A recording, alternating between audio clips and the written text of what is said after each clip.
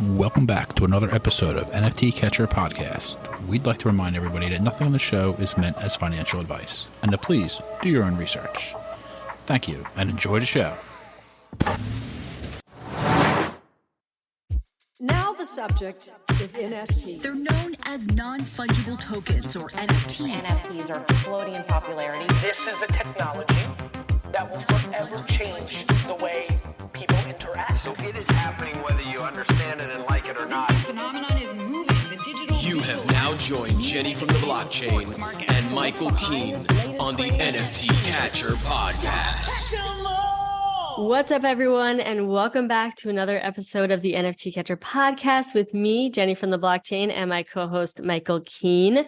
Today, we are recapping our VeeCon 2023 experience. We are so excited. The three of us went to VeeCon, me, Michael, Andy, and we are pumped to share our days with you guys, what went down, what we did, everything that transpired. We just like to be transparent and kind of go over all the stuff because it's very exciting. So if you're listening to this and you didn't go to VeeCon, hopefully this gives you a good idea on what happened. And if you did go to VeeCon and you're listening to this, then, maybe you'll relive the experience a bit and it'll be fun for you to kind of relive everything that happened. But yeah, Michael. What's up? What's up? VeeCon's quite the unique conference, isn't it? Mm-hmm. Definitely. Yeah. So this year, last year was in Minneapolis, Minnesota. This year was in, did I say that right? Minneapolis? No, not quite, but that's okay. What the heck? Minneapolis? That's so embarrassing. Okay, Minneapolis. Yeah, because, this year was in Indianapolis, Indiana. And it was at another stadium. It was at the Lucas Oil Stadium, which, like we had predicted in our other VeeCon episode, it was not nearly as populated as last year. Wasn't as many people, but nonetheless, still a great turnout, and still the vibes were high. And I don't think it really made too much of a difference that there weren't as many people there. So. I actually like that. I think there's about 3,000 people showed up. That's how many tickets I think they read that were registered. And it was really cool because you were kind of walking around running into the same people over and over again. Yeah. Yeah, it was nice. Indianapolis was a small kind of downtown area. Everybody was in the same spot. There was not much going on during the day except for the conference. And yep. Everyone went to the same enjoyed event. That. Yeah, it was. Yeah, I think it made it easier. I know more people. I definitely feel like I ran into a lot more people this year, and more people kind of came up to me and stuff versus last year. So I feel like it was kind of easier to find people this year than last year. Yep. Yeah. So, but let's start with how our days went. We got to start with Wednesday, which we both flew in on Wednesday. We flew in on Wednesday. I got in kind of mid-afternoon, and Indianapolis, you probably noticed, was filled with scooters everywhere. There's electric scooters. Yeah. They're like my favorite thing in the world. When I go to a city that has those scooters, I ride them everywhere. I think I did 16 rides in those 4 days on scooters. Jeez, I've never ridden a scooter ever. No, literally, it's so much fun. I'm scared of face planting or something. Well, you do need to be careful. It is a little bit dangerous. Dangerous, yeah. It can be dangerous. No, you definitely got to watch out for potholes and bumps. It's not Yeah. My cousin Jeff took a L in Denver, scraped up his whole arm. Yeah. See, I've seen people eat it too many times. So I'm just no, I'll walk. I'm good. You're not going to be that one. I'm not going to be that person. Yeah. I hear you. Well, that's what I did Wednesday. I rode all over Indianapolis, got a feel for the town. Did you see all those monuments? Did you go by the World War II monument and stuff? Wow, you actually explored I love that you explored the city. Yeah, I do. That's what I do when I go to a new city for sure. Yeah, I did not. I exclusively did VeeCon stuff and nothing else. Yeah. I was in total VeeCon mode, but I don't know if you noticed, and I know everyone showed this all over Twitter, but when you got to Indianapolis at the airport, there were sign advertisements of VeeCon when you went down to baggage claim, and everyone kept posting pictures online about that, which was really cool to see. Yeah, that was cool. I don't know if anyone else in the city knew that it was going on. The kind of people were like, but I feel like they did. It was like, oh, yeah. I feel like it was everywhere. I don't know. Maybe not. But it's an interesting city. It's like really small, that little area. It's kind of, yeah, it's definitely interesting. I hear you. So yeah, I did those monuments. Like I said, they actually have some really cool. They have a gigantic World War II monument and a few other like war memorials. There was a Civil War memorial, and I had to do a double take of which side they fought for. Forgot what side Indiana was on, but they were on the north. It was a okay. I was like, I don't even know. So yeah, it was like a Union statue. So there's that. But that was Wednesday, so I just kind of chilled around, checked out town. Okay. Went back to the hotel, relaxed. Yeah. My Wednesday was chill too. I mean, I flew in at night, so by the time I got in, it was like 10 p.m. or something. Oh, yeah. All the speakers, I guess I can now say where everyone was staying at the JW Marriott, which was actually really, really nice. Yeah.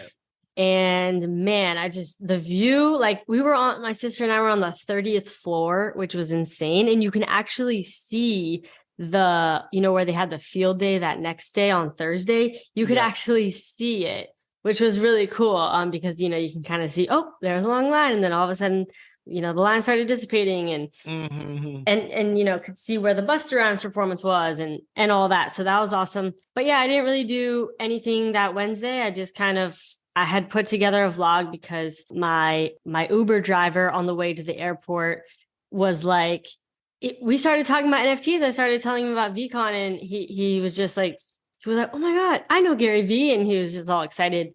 I'm like, dude, you got to come to VeeCon next year. So, but yeah, that was that. Next day though, Thursday, that was an eventful day for both of us. Mm-hmm. You went to Yulicha said that she saw you, but I didn't see you that day at the field day event. Yeah, no, I didn't see you at that either. Before the field day event, I went to the live broadcast of Coffee with Captain. Nice. How was that? That was a lot of fun. It was at like this, I don't even know what kind of place it was. It was kind of like a co-working space, right? Yeah, it was some kind of lounge. A co-working space is probably the best way to describe it. They had a real nice spread set up, like Board Bagels or whatever, some Board 8 nice. Bagel company. Board actually, it was very nice. The spread was very nice, but I tried something that looked good from Board Bagels. It was called birthday cake cream cheese. It was like the worst thing I ever ate. That does not sound good at all. I never had anything like that. It was like I'm sticking to plain cream cheese from here on out. That was the worst thing I've ever tried. Wow. Not the worst, but okay. Good. So Coffee with Captain. I love Coffee with Captain in-person event. Yeah, they did. That was epic. That was really cool. And a lot of people showed up. A lot of people that like I see in their rooms in the morning, and friends I've known. Zane Gaziani was there. Chippy's World.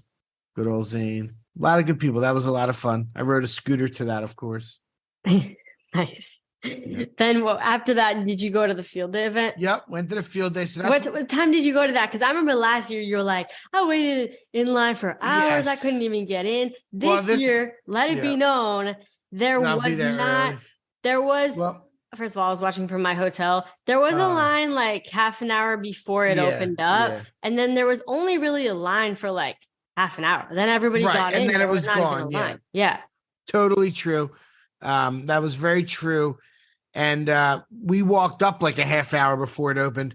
And actually one of my buddies, Drew, was Drew from Eternal Royals. You remember Eternal Royals? I do remember that. You bought one at one point when you were looking for, Yeah, Drew's a buddy of mine. He was in line. So Andy and I hopped right in line with him. Oh, look at you. You're so popular hopping the line. Trying to learn from last year's mistakes. Because when I first saw that line, I was like, oh, here we go. I was like, we're going to be walking around. And you know what? That's the pro tip, you guys. If there's a long line and you might know some people going to whatever it is that you're in line for, start at the front and don't go straight to the back of the line. Start at the front of the line and walk slowly and look at the people. And then if you recognize someone, maybe you can squeeze in line with them. You just strike up a combo. And next thing you know, they're like, oh, just hop in line with me. Larry David has a name for that. It's like a chat and cut or something where you like chat with somebody and cut in line. Yeah, but they picked a much bigger space, and like we said, there was less people this year, so thankfully there wasn't like a crazy line to get in or anything like that. You could just kind of go right in, and they had so much. So once you got into the field day, man, it was such. I was on a Spaces earlier today. Laura, the Miami Ape, invited me to kind of talk about my VeeCon experience a bit, and someone on the Spaces was saying like, really, it felt like a fun event for adults. Like kind of like a kid, you felt like a kid again. That's what it is. Like you kind of feel like a kid again, because at the field day event, they had so many fun, interactive things to do. I mean, there was this giant claw machine that they hook you up to, and you kind of go in and you can just grab some VeeFriend plushies, and then they kind of reel you out. And there was like a giant ball that you can like run around in like a hamster wheel and like knock over bowling pins. And there was like a blow up obstacle course that you can like race somebody in. And they had a what was it called? Like Bud Light or something like that had some activation thing there where they had like a slide. Like there were just like fun things that you would expect. Oh yeah, kids or teenagers like would like this, but it's like, I love that they did that kind of thing for adults to really just, bring back fun. Cause it's like a lot of these conferences, they're so serious, and it's like you go to NFT NYC, everyone's wearing a freaking business suit, and it's just all panels and projects kind of shilling their stuff. Yeah. You go to Miami NFT week and it's like, just projects kind of shilling their things. But it was like, actual activations, actual fun things to do. Yeah. Gary did a good job of leveraging the Vayner media partners like Budweiser and Pepsi and things like that to do giveaways and activations. Yep. Yeah. There was this giant like poop, that poop emoji. There was like a giant, I actually thought it was gonna be like a bouncy house, but it was just something about like, I don't know, raising awareness for something.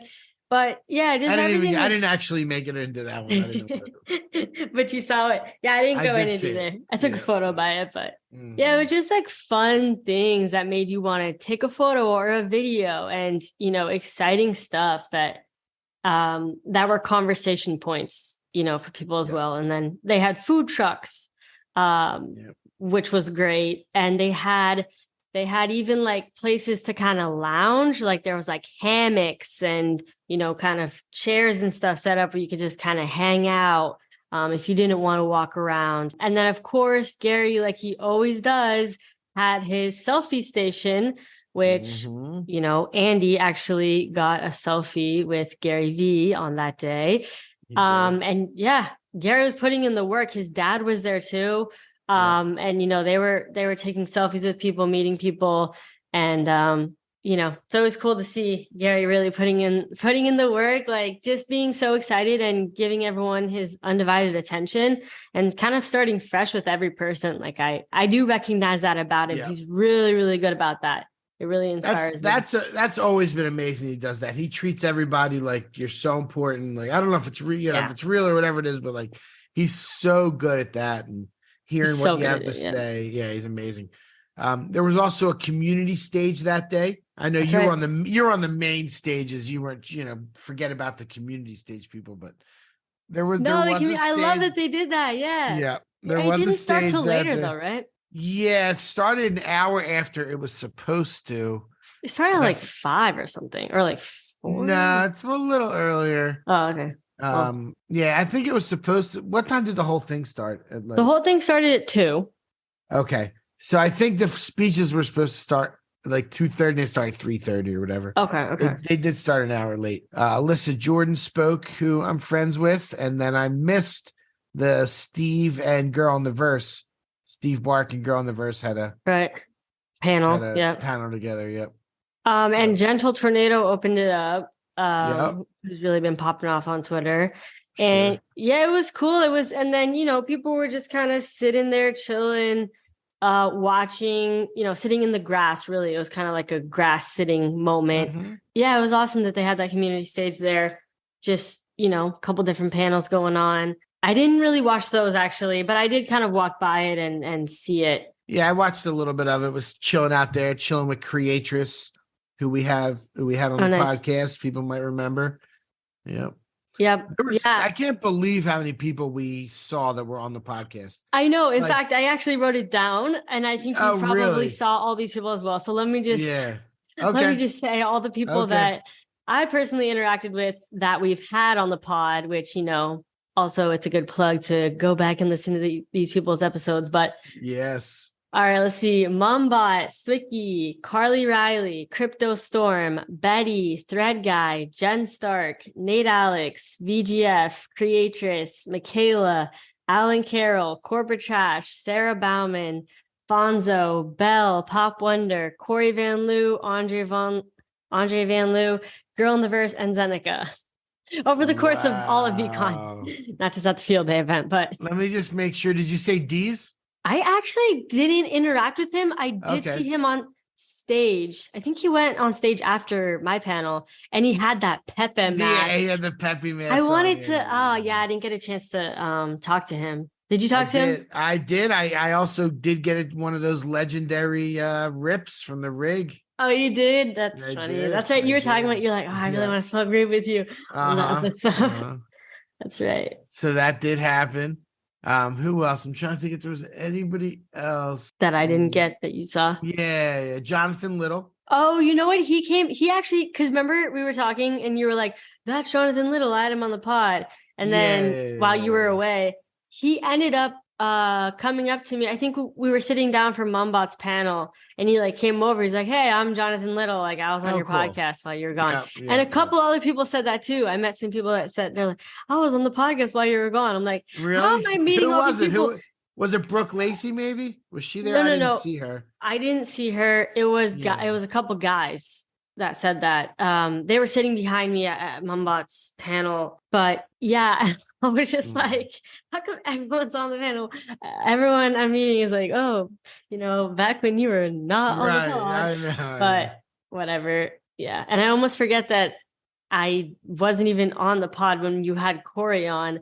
But we did go to his art studio, so I felt like I could. So But okay, so anything else we want to say about the field day event? The speakers. It was fun watching people play pickleball. That was pretty cool. I did not see that. Yeah, I was watching people play pickleball. I want to play pickleball. It looks like a lot of fun. Oh, I actually did see that. Yep, they had that. Yeah, they had and everything was kind of spread out. It was cool. You could really just walk around. You could do the things, do the interactive stuff. And I went with my sister, Steph Sudo.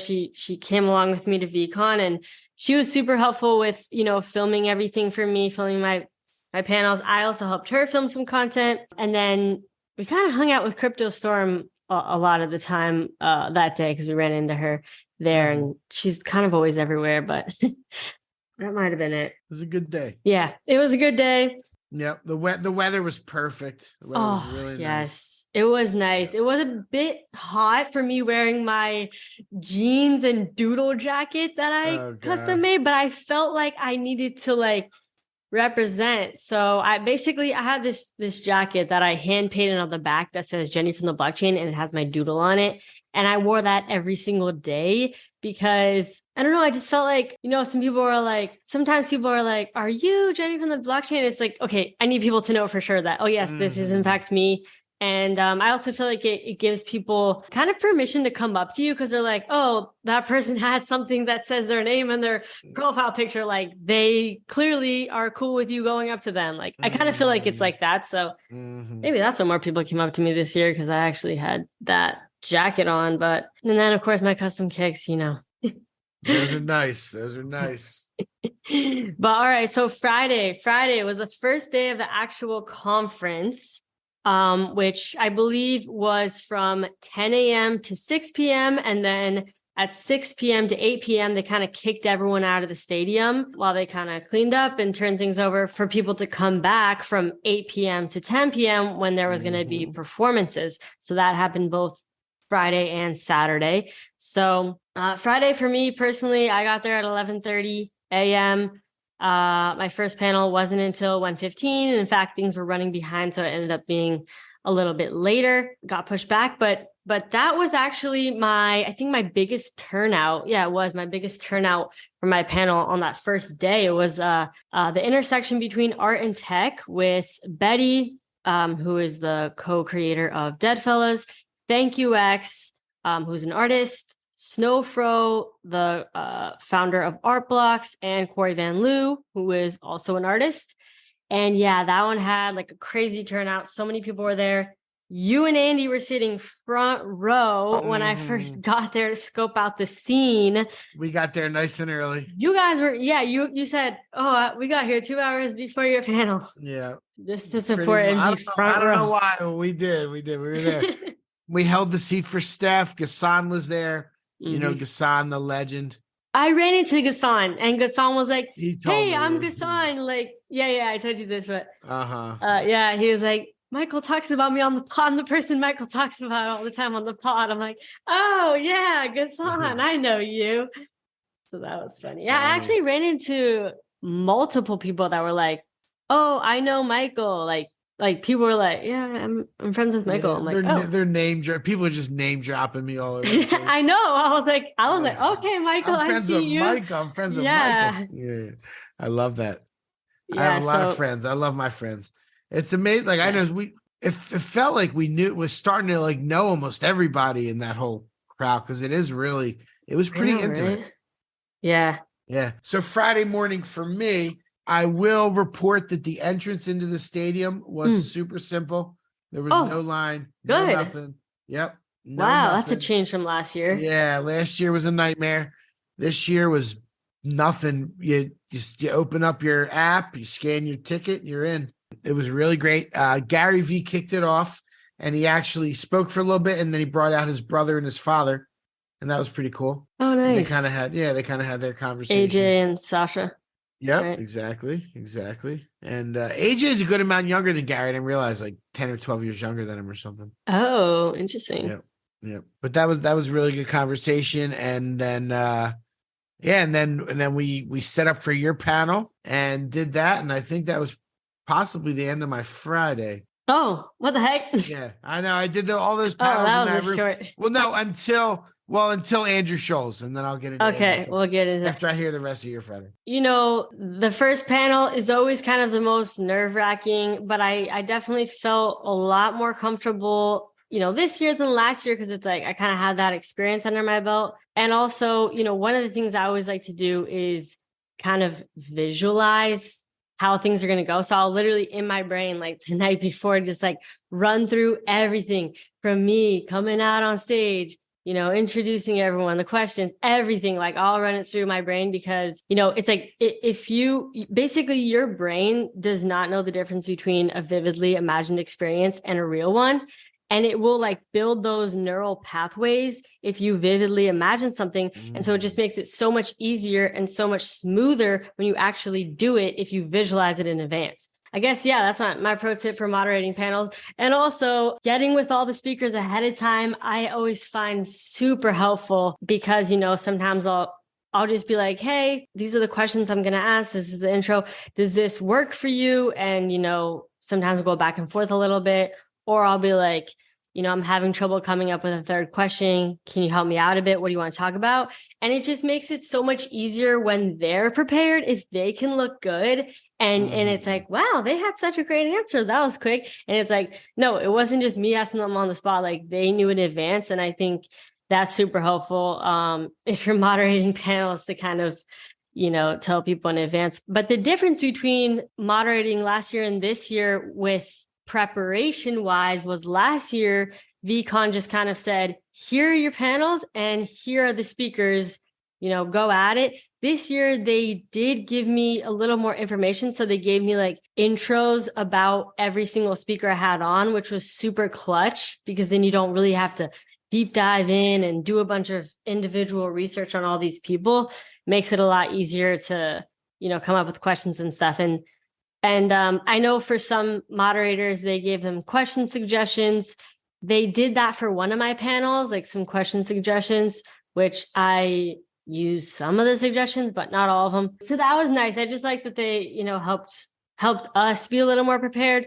because it can be a lot of work being a moderator versus a speaker. I feel like a speaker, you don't have to prepare as much, whereas moderating, you really got to go out there. So, and then, one thing that was really cool, like a great compliment that I felt was like the staff, like the people that were kind of in the back, like, when you're getting all mic'd up and everything, they were like telling me like, oh, you did a great job really kind of controlling the audience and commanding the stage, because what happens is every time after there's a panel, and this happened last year too, is that people will kind of swarm to the stage and they'll want to talk to all the speakers. So when it's your turn to come up, there's not really too much of a buffer period. There's like, there needs to be a buffer. There needs to be a 10-15 minute buffer. So the next day they shortened my panels to 25 minutes instead of 30. So there could be like a couple minute buffer,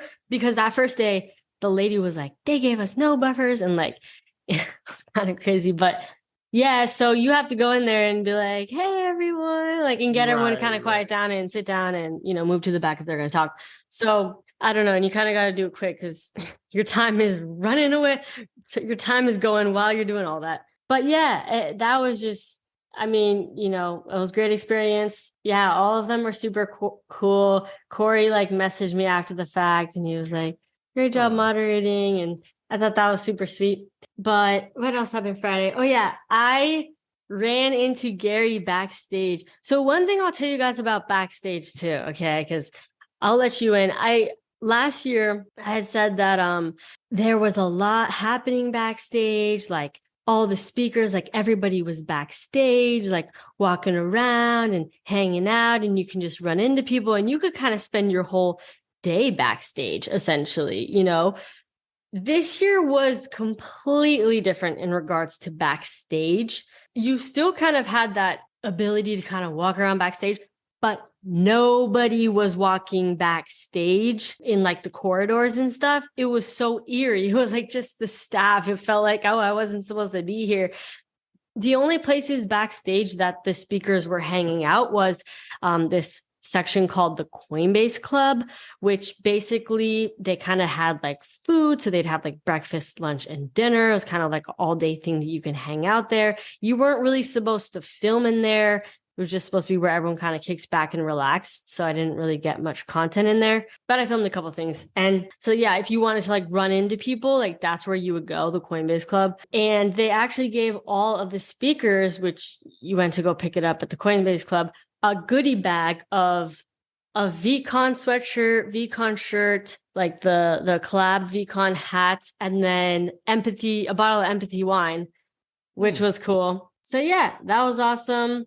And then that day also Mackie from DJ Network interviewed me. So they also had basically in the suites, there would be like these media interview setups like for media.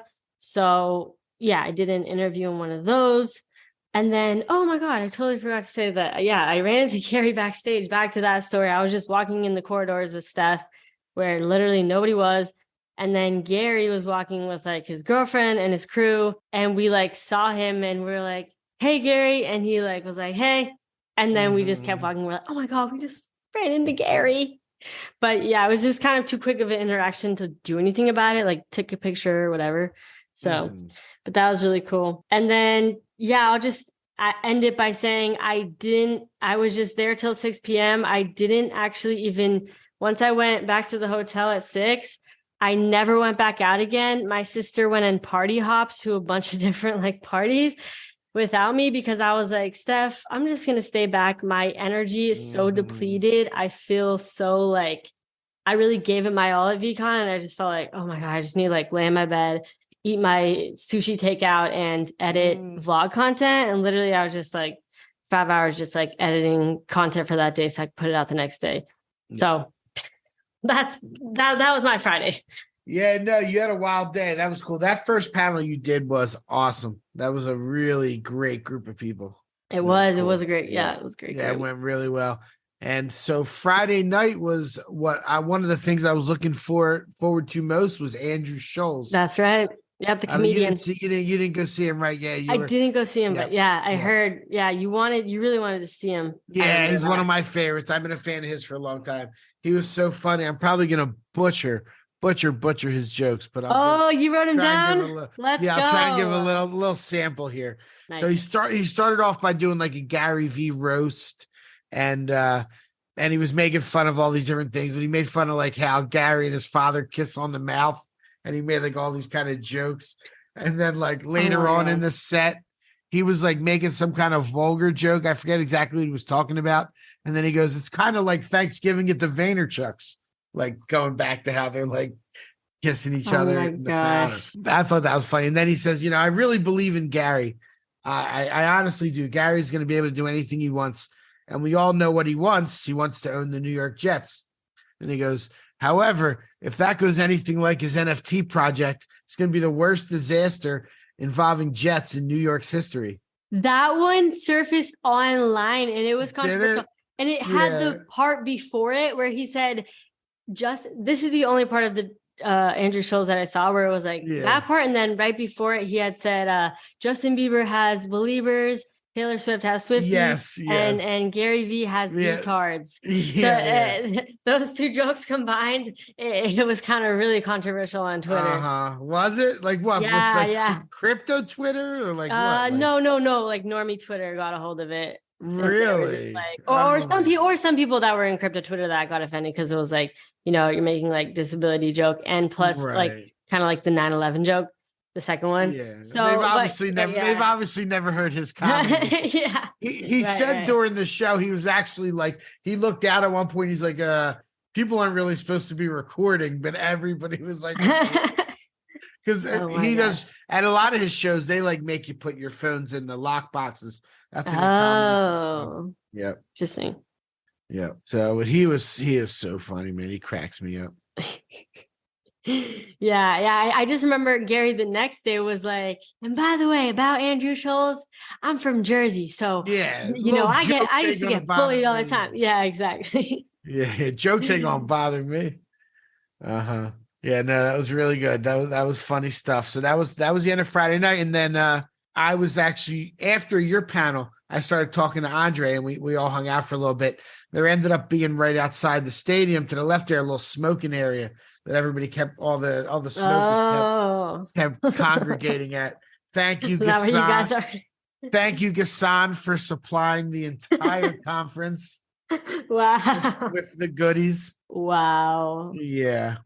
But I was hanging out with Corey and Andre, and then they were like saying later we should get together, and they were going to where Farouk was staying. Farouk and I forget who the other guy, a thread guy was staying there, and it was like Meridian. It was like these lofts. I just gave the address. Yeah, we need to bleep that out. Nah, that's fine. In downtown Indiana, we're all and gone. You bleep that part out. Keep it in there. I guess we'll but figure there was like all these lofts, like really like there's like industrial type of lofts, and that party that night at Farouk's house was like, that was a who's who. Like when you said all the people that were guests on the show, like half of them were at Farouk's place that night. Yeah, you told me the next day, you're like, I was at the poppin' party last night. I was at. Yeah, we finally got invited to the cool kids party. Yeah. You're like, everyone was there.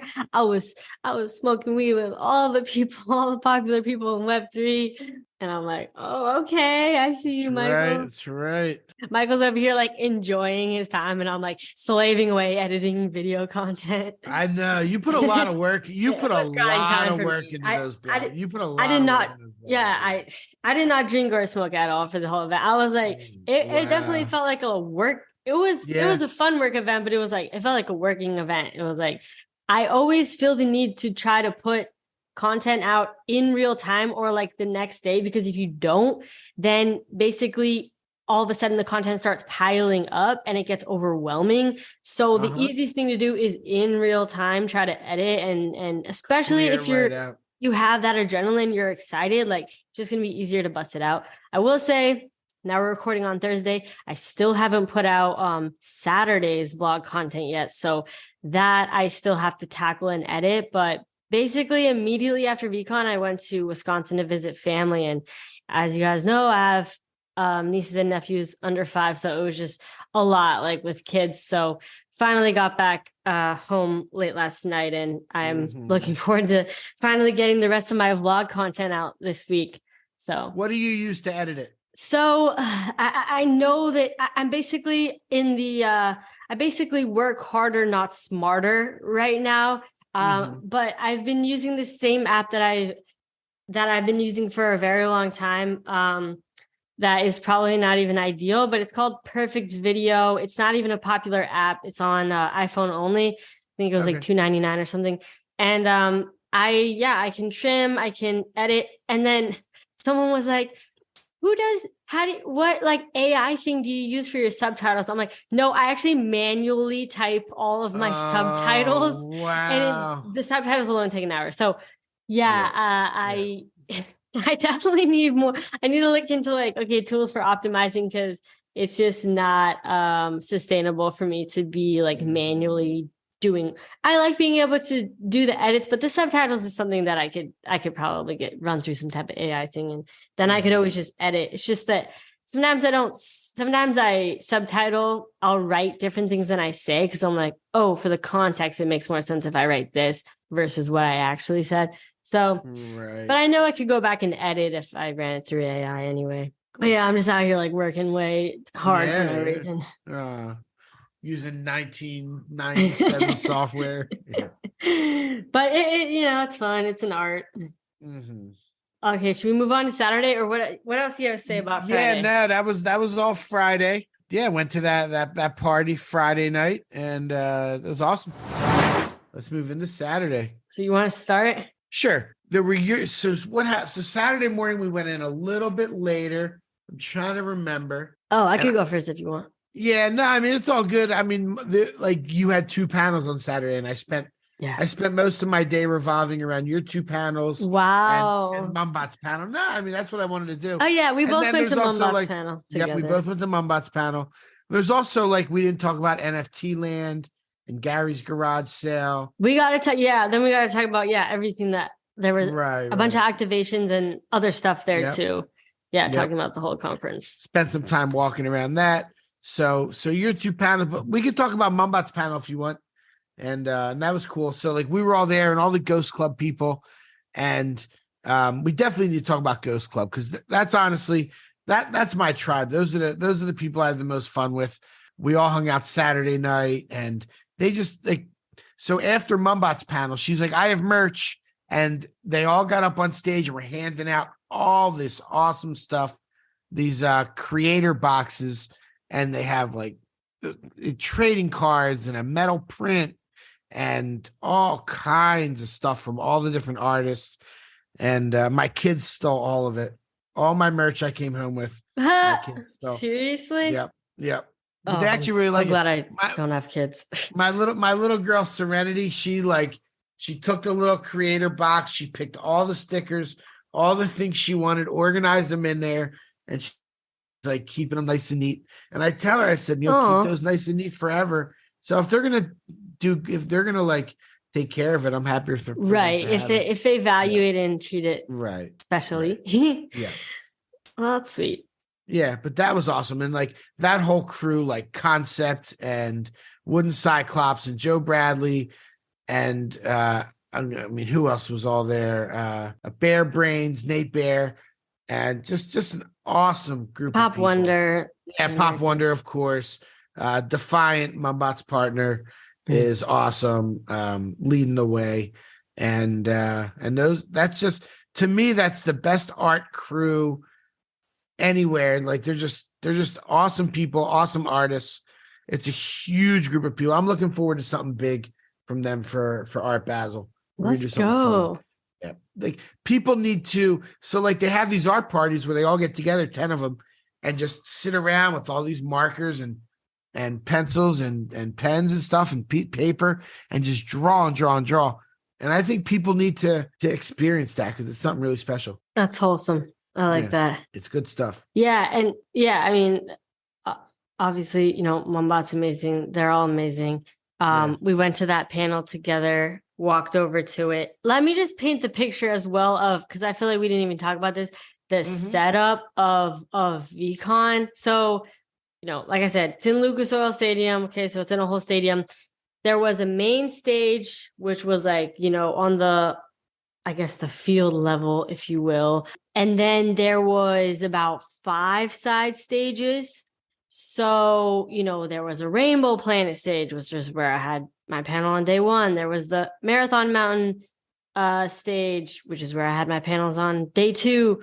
There was the Visa Creator stage, the Viper stage, that was the main one, the Tubi stage. And so there was it was very spread out to where it's not like, some conferences is like you can hear the other like stage happening if you're in one stage. Like it was very spread out. So, and it was kind of closed off in like, doors and stuff. So it's not like it was super out in the open where, all this noise was happening while the panel was going on. And then there was a lot of activations and fun stuff to do. So first of all, there was a really cool like slide to get down from the street level to the field level, where basically from where all the activations were down to like where like the main stage was, and then some of the other activations were. But it was awesome. Like I said, they really made things fun for people, and everybody there was so excited. It was a mix between pop culture and NFT, Web3 people. So, a lot of the main stage panels were, more popular celebrities, if you will. So it was like Jessica Alba, Drew Barrymore, Cesar Millan, Tim Tebow. Like the main stage kind of had more of those type of celebrity people. And then obviously Gary Vee, having his keynotes there. And then the side stages were felt more intimate. Like, it was more of the, all the NFT panels basically is what I felt. But there was obviously some NFT panels on the main stage as well, and vice versa. And then as far as activations, I mean, there was a bunch of projects that had different kind of activations going on. Boss Beauties, they had their Barbie thing. They just partnered with Mattel. There was Sup Ducks. There was Dapper Dinos, which they had messaged me in advance. They're like, come by our booth. We have a gift for you. And I went over there and they were all super, super nice and friendly. And they had a whole arcade game, and I still have to edit the vlog for that. But yeah, they were awesome. And they gave me a gift. It was like a Dapper Dinos notebook and water bottle and pen and all that. It was cool. And then Cool Cats had an activation, which they actually used from, from NFT NYC when they did the whole Cool Cat experience. They used that bench from that event. They repurposed it and they brought it over to VeeCon, where it was like the Cool Cat TV head sitting on a bench, and you can kind of sit with it and pose. And then they ended up gifting me and Steph a little milk carton plushie, which was cool. And it was awesome. And then, like you said, there was actually, can you talk about the card collector one? Because I only kind of briefly walked through that. Yeah. I mean, I didn't go too nuts in there, but they had Gary's garage sale, and it was basically like vendors selling sports cards, Pokemon cards, sneakers, collectible toys, things like that. Yeah. It's kind of a neat, like, kind of high end stuff. There wasn't like a lot of real cheap stuff.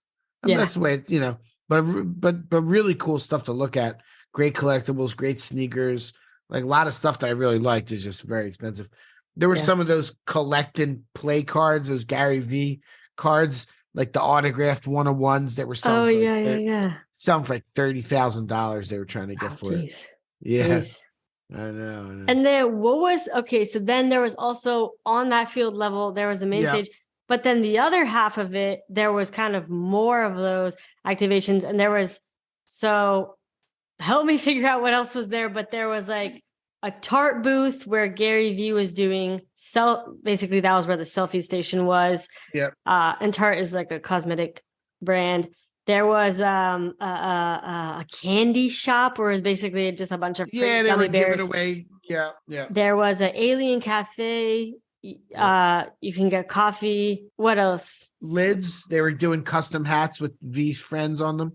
Oh, I didn't see that. Yeah, there was a I did not lids see that. activation. There was some kind of sport thing, right? Wasn't there like a Oh yeah, upstairs there was the Alien Friends one where you can throw a basketball. Oh yeah, there was a basketball for Alien Friends. Yep. Yeah, there's just like fun stuff to do, basically. There was. Yeah, and then okay, so I guess I didn't even talk about the two panels that I had. So yeah, two panels on Saturday. I had the Innovators Mindset panel with G Funk, the founder of Pixel Vault, Andre O'Shea, who is an AI animator, and Pop Wonder, who we just talked about from the Ghost Club. He's an artist, and that was great. That was an awesome panel. And then basically there was one panel in between, and then I had my next panel right after that, and it was When Art Gets Personal with Mika, Jen Stark, Vinny Hager, and Trevor Jones.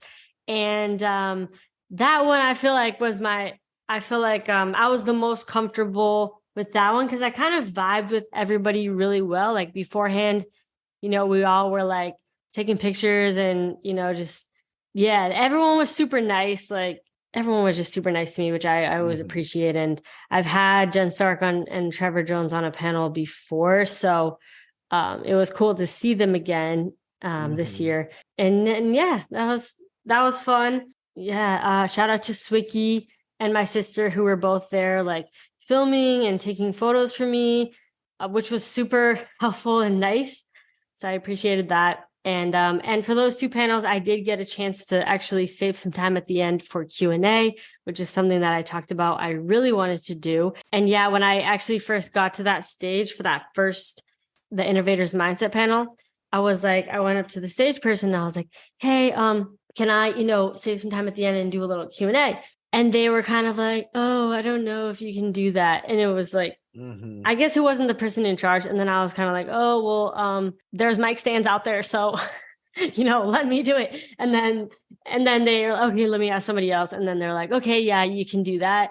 And so that was kind of cool, just allowing people to ask some questions. And I even saw when I think VeeCon tweeted out, like, what would you like to see next year? And somebody had said an opportunity to ask the speakers questions while they're on stage. So I was like, oh, okay, good. It was actually a good idea. And I guess I hope more panels do that. But I think those panels could be a little bit longer and give each person a little more time to shine.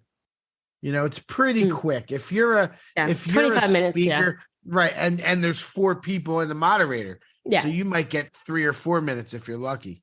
Yeah, usually. So yeah, it's like basically, so for Friday, there was 4 people on my panel and I did 3 questions each and it took up the whole time. Right. And then for Saturday, one of the panels had 3 people. So I did 3 questions each and had a little bit of time at the end for a Q&A. And then the second one had 4 people. So I just did 2 questions each and then had some time for Q&A. So it's kind of like, you really only get, 2 or 3 questions in. Right. So yeah, you kind of, I guess got to choose wisely what you say. But and it's also, I guess when you're doing a conference like that, you got to load up the speaker list. So you got to they just organize it the best way they can. And also we said before, but this was only 2 days this year. Last year was 3 days. Last year was 3 days. Yeah. Very true. Yeah, I know. I felt like, I wanted it to be longer, it's like, such a fun experience. Like you wanted it to continue. I know. It ended quick. It came and ended real quick. Yeah. Sure. But you know what? I really hope everyone, because there was a lot of new people that were like, man, I saw stuff about this last year and it made me want to come. Yeah. And so I'm really hoping that a lot of people, see things online about this year's VeeCon and they're like, I gotta make it to the next one. You have to make it. I mean, whether I get invited back or not, I'm definitely coming to the next one because these are the best NFT conferences that are put on, period, hands down. And it's funny. It's not even about NFTs. There barely was a lot of NFT talk. There's some, but the market's so bad. Nobody's buying anything. So it's no point. The artists aren't really shilling right now. It's not the time to be dropping some huge thing. Some are dropping stuff, but yeah, I think it's more like building relationships versus that's a exactly shill fest. It's more about okay, let's connect with other like-minded people in the space that are also very passionate about Web3 versus shilling things or Yeah. And I barely had anybody coming up trying to pitch me stuff, sometimes how that happens. Hey, I'm dropping. Hey, you want to get on our white list? No, thanks. Yeah.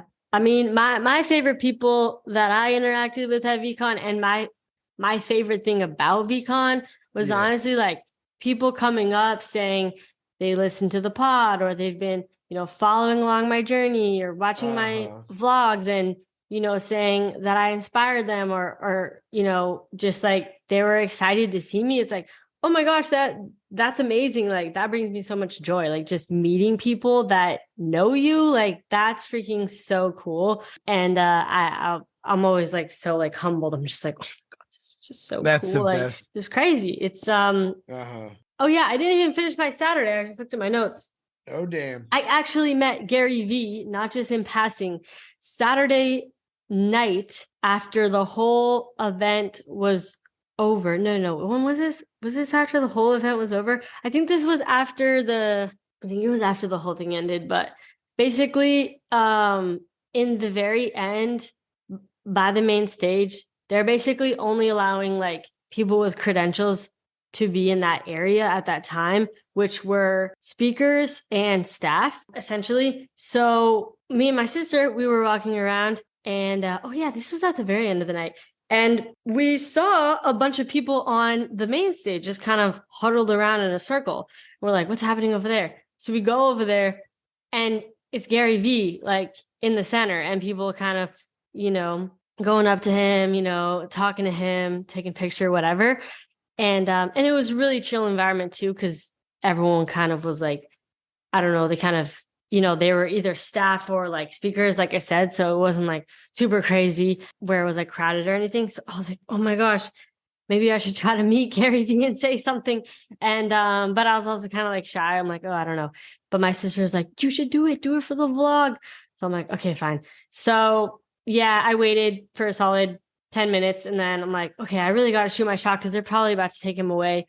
And so I got to go up to Gary. I kind of got nervous, so I didn't even introduce myself or anything. I just like, and I also felt like, oh my God, like, I didn't want to take up too much of his time, and I don't really know if he knew who I was. I did not assume that he did. And I also didn't assume that he remembered me. So I wasn't even trying to be like, hey, Gary, do you remember me? Like, I was just like, hey, Gary, I just want to thank you for inviting me back to VeeCon. And then he just gave me a hug. And then I even posted the vlog of this happening. And he even winked at me at the end. If you zoom in and you look at the video, he winked at me at the end. Wow. You got the wink? I got the wink, which I know he winks a lot. So, I mean, nothing special, but still. So I was just pumped to meet him. And he was so like, just, everyone wants a little bit of his time and wants to say something to him. And it's like he's just so like he'll start fresh with everybody and like he'll just look at you like he's smiling, looking at you, listening to what you say, and and then he just moves on. But it's like he was just so nice, and I was like, oh, he's such a wholesome guy. And so that was cool. And then I also met the president of VeeFriends, Andy. What's his name? Andy. Where did I write it down? Is it Craniac?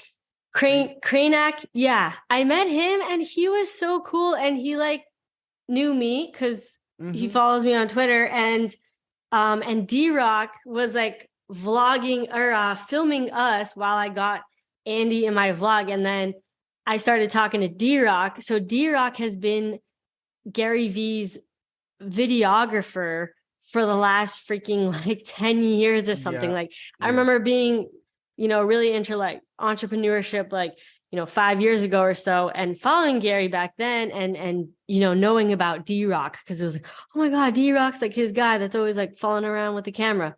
And D-Rock and I had a solid convo for like 5 minutes. And then he's like, do I follow you on Twitter? What's your Twitter? And then he followed me back. So I was pretty excited about that. But I was like, I was low key fangirling over D-Rock. I was like, oh my God, D-Rock, like that's exciting. And so it was cool. It was just cool talking to people. I also ran into Damon John from Shark Tank at the JW Marriott. And I was like, I had to get my sister to go up to him because I was like, there's no way. Like, I don't know. Sometimes with high profile people, I'm like, I'm too shy. I can't do it. So I'm like, Steph, ask him if we could take a selfie. So she did. And then he looks over at me right after we take a selfie and he's like, you look like my daughter. And then his daughter was right there and he's like, she looks like you. And then she's like, oh yeah, she does. And I actually did look like her. Really? That's so yeah. So I'm like, oh, I look like Damon John's daughter. Yeah. So that was kind of cool. Then yeah, finally at the end of my Saturday, went to the Jordan Sparks concert. I actually left the hotel that night because I was like, it's the last night and I have an early flight tomorrow to Wisconsin. I'm going to go to the Jordan Sparks concert. And she was amazing. You know, I mean, met the expectations, of course, like sang all of my favorite Jordan Sparks song. I was able to be in the front row. Like everyone was standing up. At first, everyone was sitting down. And as soon as she came onto the stage, everyone rushed to the stage and they were standing. And me, my sister, and Crypto Storm were all like at the front, just like singing along. That's awesome. Good for you guys. And we literally, this is actually kind of crazy, but the next day, we were flying to Wisconsin. We had a connecting flight to Chicago. She was on our flight. No way. Yeah, she was freaking on our flight. And Steph's like, I have to say something. Did she sit first class? Yeah, of course she sat first class. Yeah. And my sister, as we passed, and she's like, you did amazing last night, Jordan. So, awesome. Yeah, she was, it was cool. It was, anyways. And that was that. That was my Saturday. Yeah. That was what a time. What a time. Yeah. I think that they really want to get the turn up next year. They said they want 10,000. Yeah. Gary V mentioned it and V Friends has kind of mentioned it a couple times since then. So they're going to make a push to get more people. Because they had a lot of tickets that just went unclaimed. It's a shame. Right. You know, they airdrop these people tickets and just, you know. Yeah.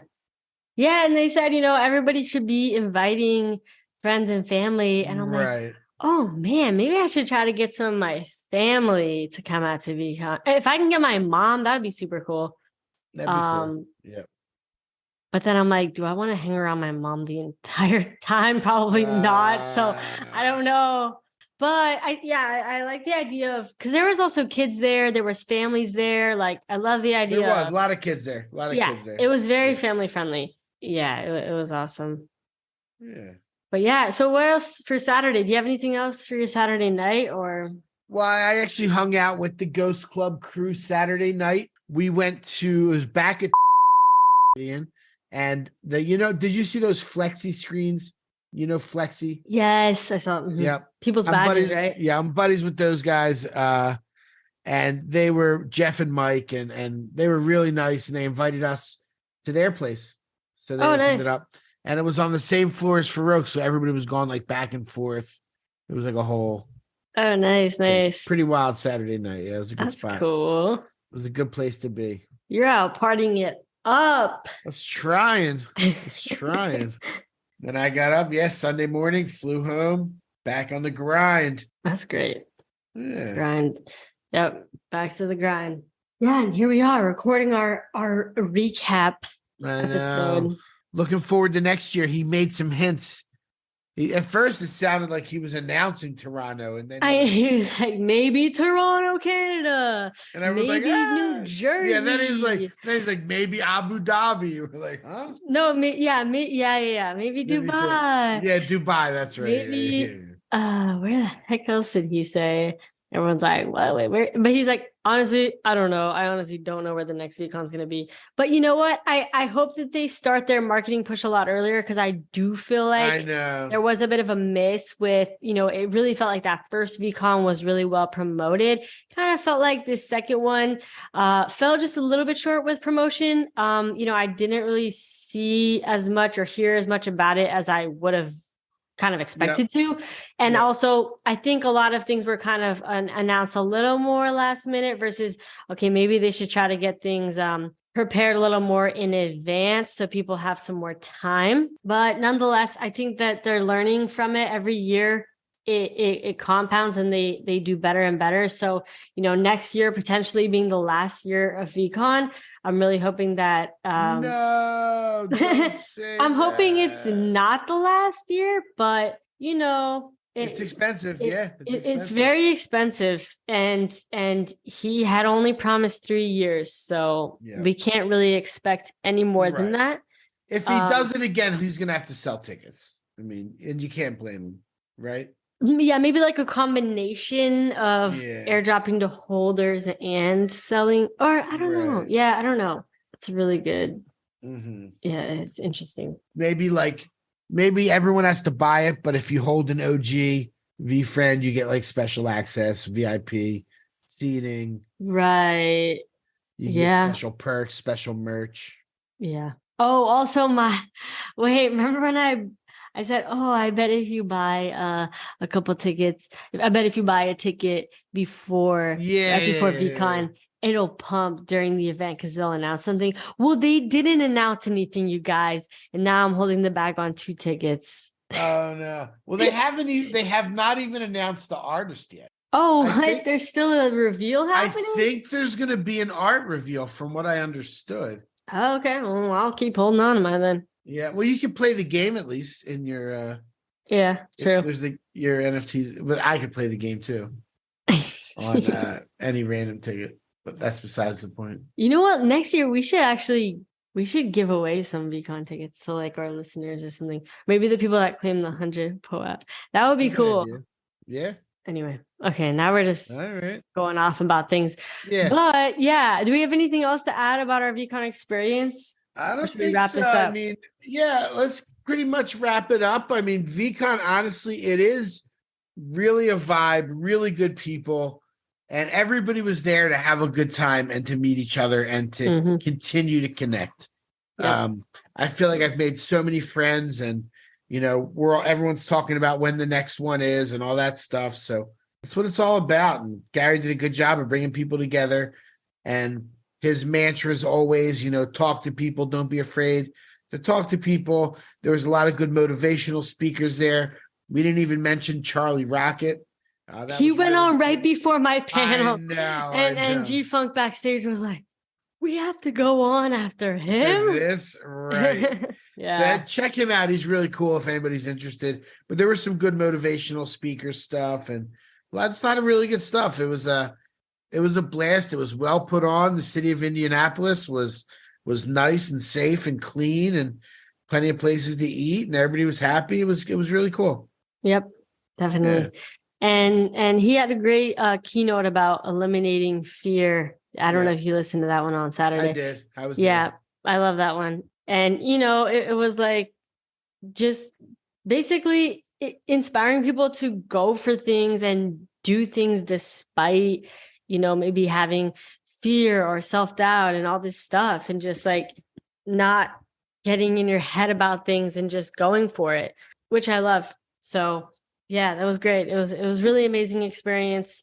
The networking, the speeches, the activations, everything. It was just all around. Like we've said a bunch, VeeCon is the best NFT conference around. So I hope everybody is able to figure out a way to make it to the next one, because it's truly a life-changing experience. I truly believe it's a very life-changing experience if you allow it to be. So yeah, but all right, folks. Well, with that said, we appreciate you guys listening to our VeeCon recap. We have some amazing interviews in the books that we're excited to put out, and we will catch you guys in the next episode of the NFT Catcher Pod. See y'all later. Peace. Thank you for tuning in to the NFT Catcher Podcast. We hope you enjoyed today's episode and learned something new about the exciting world of NFTs. If you enjoyed today's episode, please take a moment to subscribe to our podcast on Apple, Spotify, or wherever you listen to your podcasts.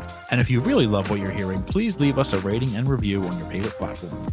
If you want to stay up to date with the latest news and insights from the NFT space, be sure to follow us on all the socials at NFT Catcher Pod.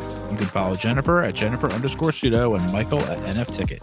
I'm your producer, Andy, and I'm at AJC254. Our theme song's by It's Just Los. We always appreciate your feedback and support, which helps us reach more people and bring you informative and engaging content about NFTs. We look forward to bringing you more great NFT content in future episodes. Thanks for listening. Peace.